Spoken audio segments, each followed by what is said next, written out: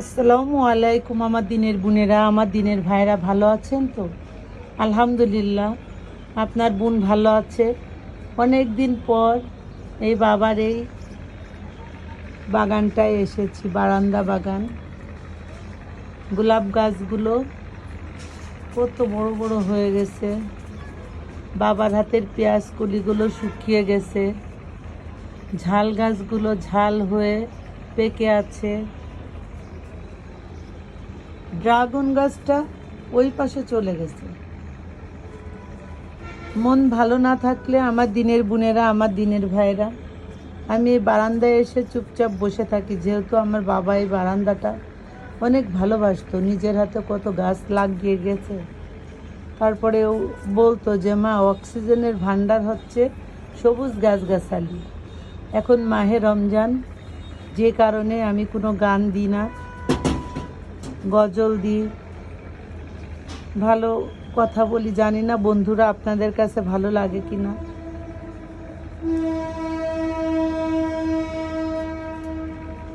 থাকবো না গো কেউ চিরদিন এই ভব সংসারে,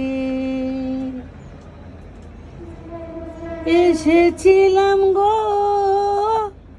একলা হয়ে, যাব ফিরে গো আবার নিঃস্ব হয়ে, নিঃস্ব হয়ে, নিঃস্ব হয়ে।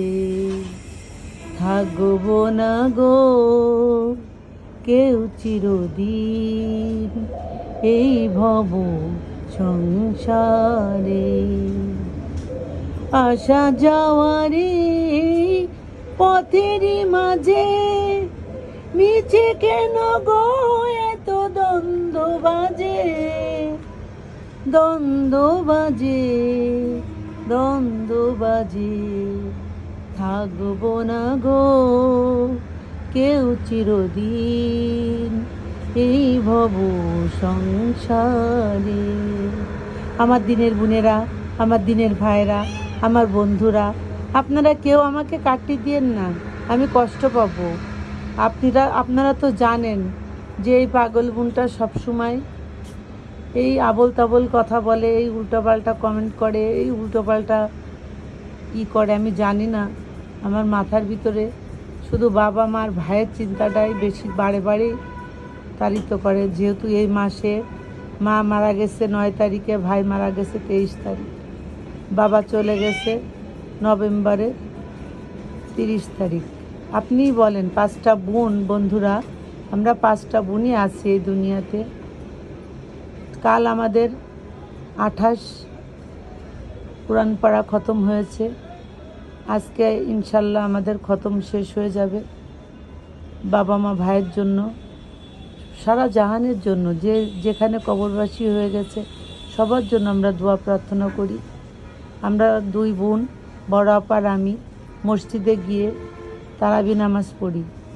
আমার আপার পা ভাঙা, অনেক কষ্ট হয়, তারপরেও ও মসজিদে যায়।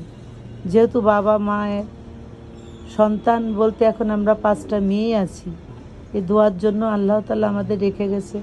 আমরা যে দোয়াটা দেব বাবা মা ভাই, সেটাই পাবেন। আর আমাদের জন্য উপরের আল্লাহ যা ঠিক করে রেখেছে সেটাই হবে। যদি ভালো লেগে থাকে, ভালোবেসে থাকেন, লাইক কমেন্ট শেয়ার অবশ্যই করেন। আর যদি ভুল হয়ে থাকে ক্ষমা করেন। আল্লাহ হাফেজ।